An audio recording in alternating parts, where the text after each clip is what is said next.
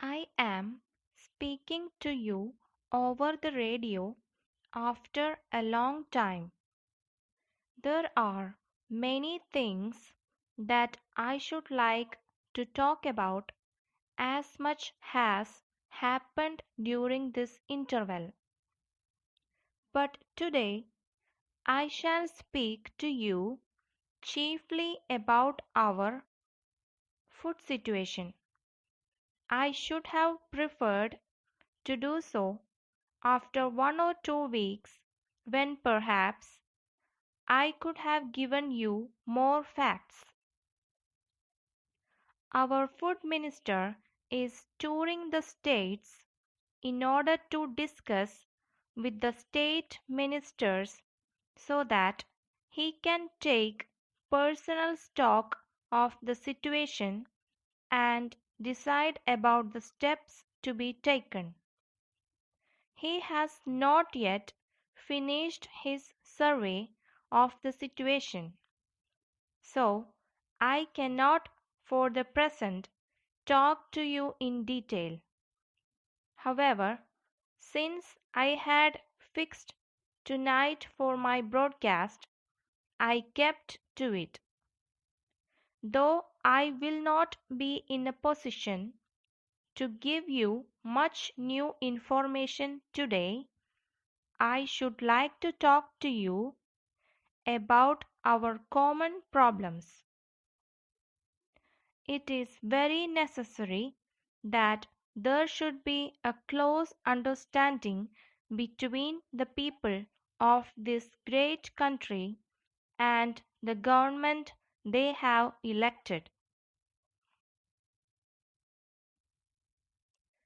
For several years we have had to face many difficulties in the matter of food.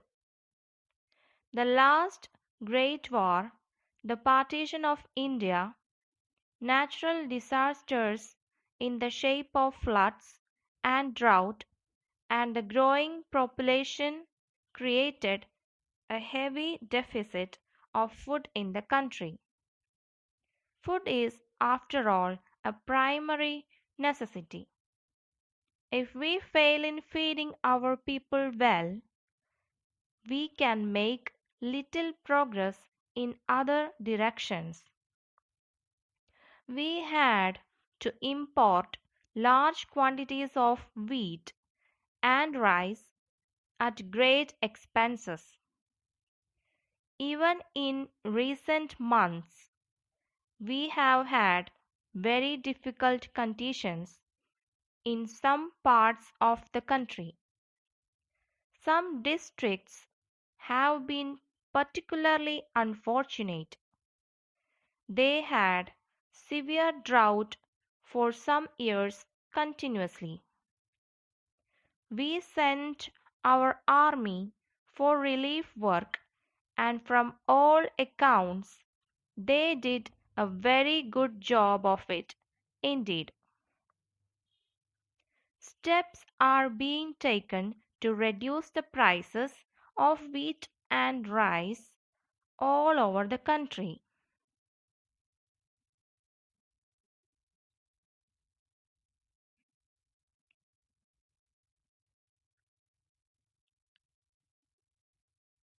There will also be a free market for food grains can be purchased.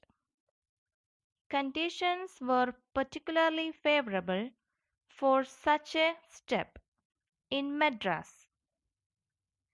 Madras has a large stock of rice which will be sufficient for more than a year if we calculate on the basis of the present quota of rations.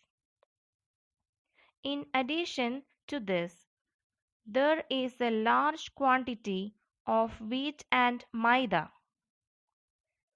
Prices in the free market are comparatively very low.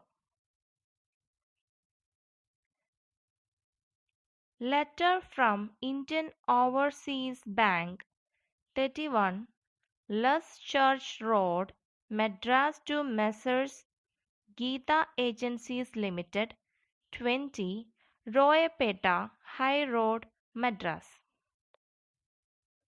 Dear Sirs, we have received your letter dated the 7th instant, in which you have complained that your check dated the 3rd October 1981 for rupees 900 in favor of Mr. Kumar was refused payment by us. The check was dated 3 days prior to its presentation. We had also tried to contact you over the phone on that day but could not get at you. In the absence of a request for a temporary arrangement by way of an overdraft, we were forced to return the check on that day with the usual endorsement.